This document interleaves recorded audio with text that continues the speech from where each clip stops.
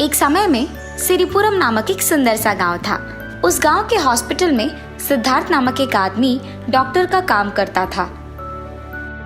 वो बहुत ही ईमानदार था और सारे गांव वालों को दवाइयाँ कम दाम में देता था। एक दिन उस गांव में रहने वाले रघु को बहुत तेज बुखार आने के कारण वो उस गांव में मौजूद हॉस्पिटल को जाता है।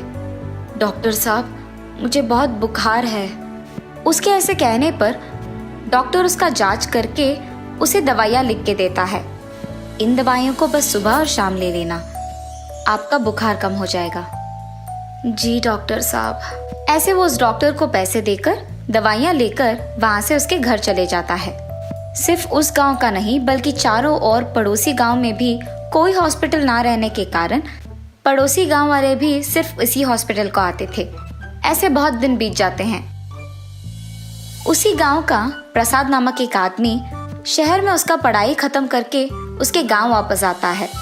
उसके पिता का सेहत बिगड़ जाता है, इतना कि वो खाना भी ठीक से खा नहीं पाते हैं। ये देख प्रसाद उसके पिता को अस्पताल ले जाता है। अस्पताल के बाहर एक बहुत बड़ी लाइन को देख वो आश्चर्यचकित हो जाता है। पापा, अस्पताल के बाहर इतने लोग क्यों हैं? वो बेटा, हमारे और हमारे पड़ोसी गांव के लिए सिर्फ ये एक हॉस्पिटल है ना, इसीलिए सभी यही आते हैं और यहाँ का डॉक्टर भी दवाइयाँ बहुत कम दाम में देता है, इसीलिए सभी यही आकर उनका जांच करवाते हैं।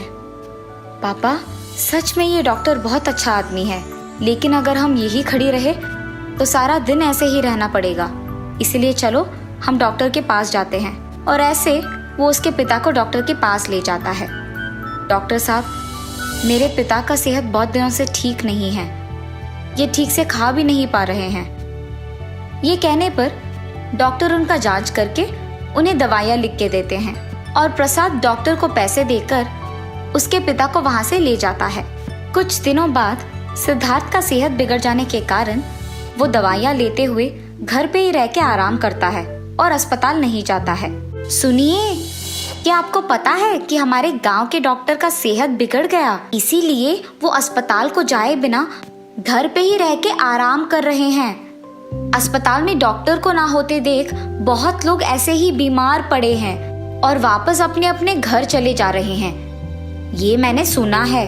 हाँ, अगर हमारे गांव में एक और अस्पताल होता तो शायद बहुत अच्छा होता। एक ही अस्पताल होने के कारण इतने लोग बीमार पड़ रहे हैं। हाँ जी, ये तो सच है। ऐसे जब उसके माता पिता बात कर रहे थे तो प्रसाद उनकी बातें सुनता है। अगर मैंने डॉक्टर की पढ़ाई की होती तो ऐसे खाली रहे बिना इसी गांव में अस्पताल लगाकर मैं काम करता था, ऐसे वो अपने आप में सोचते रहता है। हाँ, ये सही विचार है। शहर में मेरा दोस्त तो खाली पड़ा है ना, उसे तो इस गांव में कोई नहीं जानता है, तो अगर मैं उससे बोलूंगा कि वो डॉक्टर की तरह इस गांव में आ जाए तो हम लोग खुद से इस गांव में एक अस्पताल शुरू कर सकते हैं। वैसे भी इस डॉक्टर का हालत तो ठीक नहीं है, तो सारे बीमार लोग मेरे दोस्त के अस्पताल को ही आएंगे। मुझे तुरंत ये बात अपने दोस्त से कहकर उसे गांव बुलाना होगा। ये फैसला करके वो शहर में मौजूद उसके दोस्त के पास जाता है। अरे विक्रम, कैसे हो तुम? मैं ठीक हूँ प्रसाद, तुम कैसे हो? अरे विक्रम, मैं भी ठीक हूँ। सुनो, तुम्हें मेरे साथ मेरे गांव आना होगा डॉक्टर बनके। हम दोनों मिलकर गांव में एक अस्पताल लगाएंगे। ऐसे वो उसके दोस्त को गांव की स्थिति के बारे में बताता है। क्या? तो प्रसाद, तुम कह रहे हो कि बिना कोई डॉक्टर के पढ़ाई के मैं तुम्हारे गांव डॉक्टर बन के आऊं?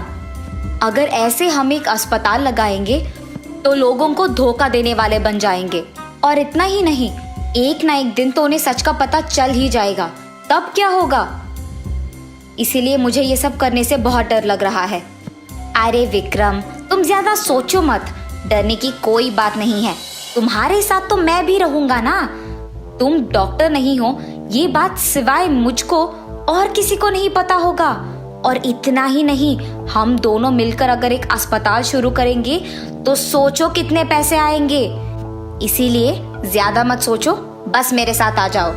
और ऐसे वो उसके दोस्त को उसके साथ गांव ले जाता है।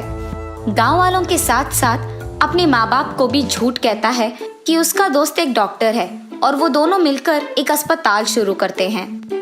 उस गांव में असली डॉक्टर सिद्धार्थ का सेहत बिगड़े रहने के कारण सभी नए अस्पताल को जाने लगते हैं। सब कुछ प्रसाद की योजना के अनुसार जाने के कारण उसे बहुत खुशी होती है। कुछ दिन बाद सिद्धार्थ का सेहत ठीक हो जाने के कारण वो वापस अस्पताल जाने लगता है। बीच रास्ते में एक नए अस्पताल को देख उसे बहुत खुशी होती है। अरे, ये तो एक नया अस्पताल है। ये देख मुझे बहुत खुशी हुई। अब से बीमार लोगों को सिर्फ मेरे अस्पताल के बाहर लंबी लाइन में खड़े होने की कोई जरूरत नहीं है। वो लोग तो यहाँ भी आ सकते हैं। ये सोचकर वो उसके अस्पताल जाता है। एक दिन जब विक्रम और प्रसाद मिलकर अस्पताल जा रहे थे, बीच रास्ते में विक्रम फिसल के नीचे गिर जाता है। इस कारण उसका पैर बहुत दर्द आता है, इतना कि वो वापस उठकर खड़ा नहीं हो पाता है। प्रसाद, यार मुझे बहुत दर्द हो रहा है, मैं उठ भी नहीं पा रहा हूँ। ऐसे उसका पैर पकड़ के जोर जोर से चिल्लाने के कारण सारे गांव वाले उसके पास आते हैं। अरे डॉक्टर साहब, क्या हुआ आपको? इतने जोर से क्यों चिल्ला रहे हैं? अरे रे कुछ नहीं, डॉक्टर साहब फिसल के नीचे गिर गए ना, इसीलिए उनको बहुत दर्द हो रहा है। अस्पताल जाने के बाद जब दवाइयाँ ले लेंगे तो ठीक हो जाएंगे। प्रसाद, तुम अब भी झूठ बोलने की कोशिश कर रहे हो। इस झूठ में तुम्हारा साथ देने के कारण ही मुझे ये हुआ होगा। इससे पहले कि तुम्हें भी मेरे जैसे कुछ हो जाए, हम सबको सच बता देते हैं कि मैं एक असली डॉक्टर नहीं हूँ। ये आप क्या कह रहे हैं डॉक्टर साहब? आप सचमुच एक डॉक्टर नहीं हैं? मुझे माफ कीजिए, मैं एक असली डॉक्टर नहीं हूँ। प्रसाद के कारण मैं डॉक्टर बनके ये गांव आया हूँ। कम से कम आप लोग मुझे माफ करके मुझे एक डॉक्टर के पास ले जाइए। मुझसे ये दर्द सहन नहीं हो पा रहा। ऐसे विक्रम दर्द में सबको सच सच बता देता है। मुझे अगर गांव वालों से बचना होगा तो सबके सामने विक्रम के साथ सच मान जाना होगा। मुझे माफ कीजिए, पैसों की लालच में मैंने ये सब किया है। इस नकली डॉक्टर के पास जाने के कारण ही अब तक मेरा सेहत ठीक नहीं हुआ है। हाँ, मेरा भी सेहत कुछ ठीक नहीं हुआ है। इसलिए हमें धोखा देने के कारण इनको हम माफ ही नहीं करेंगे। उसने डॉक्टर कहा और हमने मान लिया। बेवजह उस पर यकीन करना हमारा गलती था। अब जब उसने उसका गलती मान लिया तो उसे माफ करना ही श्रेष्ठ होगा। चलो इसे सिद्धार्थ के अस्पताल लेके जाते हैं। उस आदमी के ऐसे कहने पर गांव वाले सारे मान जाते हैं और विक्रम को सिद्धार्थ के अस्पताल लेके जाते हैं। सिद्धार्थ को सब कुछ सच बता के उसे उस अस्पताल में छोड़ते हैं। तब से उस गांव में जो भी बीमार होता है वो कोई ऐरे गहरे पे यकीन किए बिना सिद्धार्थ के अस्पताल जाते हुए वहीं से दवाइयाँ लेके खुशी से जीते थे।